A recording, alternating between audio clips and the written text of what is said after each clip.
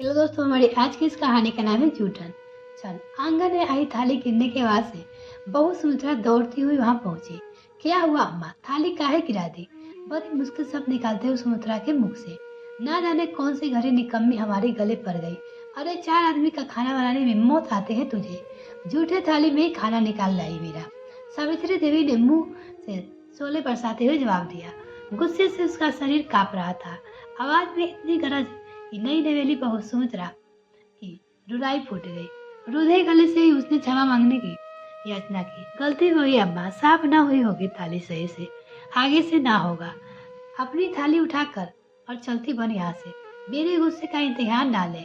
आज फिर गर्जी। वही सुमित्रा के सुबह हुए थाली उठाई और रसोई घर में चल जाती है। इधर अम्मा सावित्री देवी लगी रगड़ रगड़ कर नहाने। ना जाने किसकी जूठन खिला दिया मुझे, अपवित्र कर दिया निकम्मी ने। अम्मा बरबराती जा रही थी।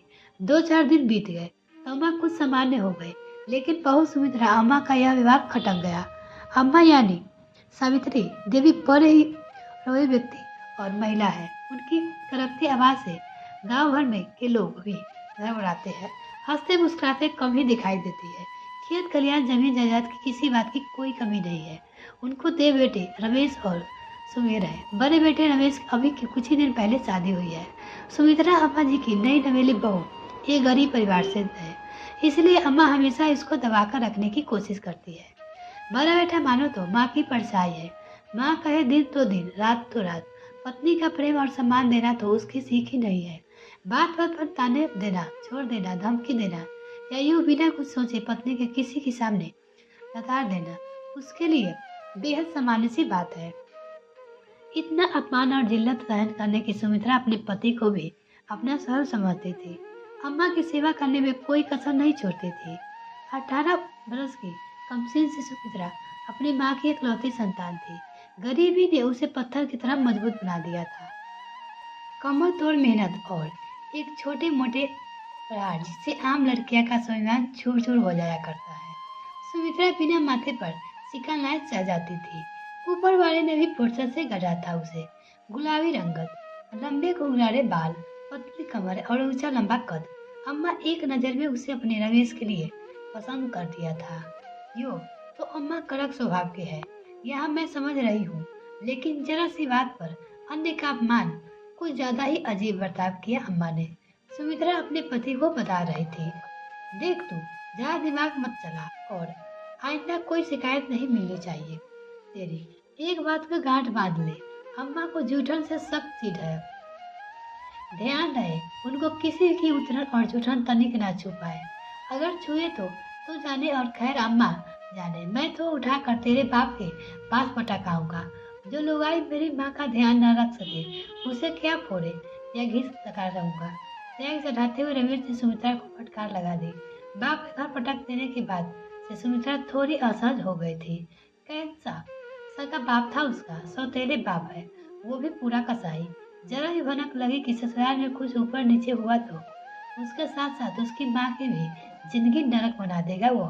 ना जाने माई ने भी कौन सी जन्म की सजा भुगती, उसे नशेड़ी से ब्याह करके सारा जीवन रोकर ही काटा। 2 रोटी खाने के लिए दिन भर खेत में मजदूरी करती, उस पर भी घर आकर बाप की गाली सुनती। अनायास की उसकी आंखों के कोड़े बिगड़ने लगे। अगले ही पल खुद को संयत करते हुए घर के कामकाज में लग गई। इस घटना के बाद सुमित्रा थोड़ी सावधान रहने लगी। उसे समझ आ गया था कि रमेश माँ के ही कहने पे चलेगा और अम्मा तो जो थी सो थी। ले देकर उस घर में एक देवर ही था जो उससे कुछ ज्यादा इज्जत और प्यार से बात करता। वो भी लल्ला जी उसकी सारी फरमाइशें पूरी करती। रमेश को शहर से गाड़ी चलाने का काम मिल गया था। बाकी हफ्ते में एक ही दिन वो घर आता। बाकी दिन अम्मा और सुमित्रा ही अकेले रहते। सुमेर होते अम्मा का कोई डर भी नहीं था। 6 फुटा बाका नौजवान था सुमेर। भाई की अनुपस्थिति में घर खेत और जमीन का सबका ख्याल रखता। रात में जब घर लौटा तो अम्मा लाड से उसका सिर चलाते, फिर वो अपने कमरे में जाकर सोती। सुमित्रा अपने कमरे में खड़ी माँ बेटे का प्यार देखकर भवविभोर हो गई जाती। आखिर बार उसने अपनी कब माँ का प्रेम भरा स्पर्श महसूस किया था, उसे याद ही नहीं था। पहले पिता ने गर्भवती माँ को छोड़ दूसरी शादी कर ली थी। कितनी साल तो माँ ने मजाक समाज के ना कर कर सबको अपनी पवित्रता साबित करने में बिता दिए। पुरुष को तो इस समाज में किसी स्त्री की अगर पूरी छोड़ दे तो समाज स्त्री में ही खोट ढूंढता है, प्रणाम कर देता है। 17 वर्ष की कच्ची उम्र में शादी, तलाक और बिना पति के कोख में एक बच्चा लिए उधर उसने दर दर ठोकरें खाई, मर्दों की अच्छी बुरी नजर से सामना किया। वो भीतर से टूट रही थी। ऐसे में एक आदमी उसे सहारा दिया, ब्याह करके अपने घर ले आया। उसने फिर जीने की कोशिश की थी। एक बार फिर सच्चाई ने अपना भाटा रूप दिखाना शुरू कर दिया। माँ का यह नया पति भी उसकी असर कुचलता, मारपीट करता और दिन चढ़ते बोतल खोल कर बैठ जाता। जब अपना पेट पालने के लिए वो मजदूरी करने लगी तो उसकी मेहनत की कमाई से वो छीन कर दारू में उड़ा देता। उसने कब मुस्कुराना छोड़ दिया। शायद उसे अब कोई आस भी नहीं जीवन से। सुमित्रा की शादी तय करते समय भी माँ बिल्कुल संवेदनशील सी खड़ी थी।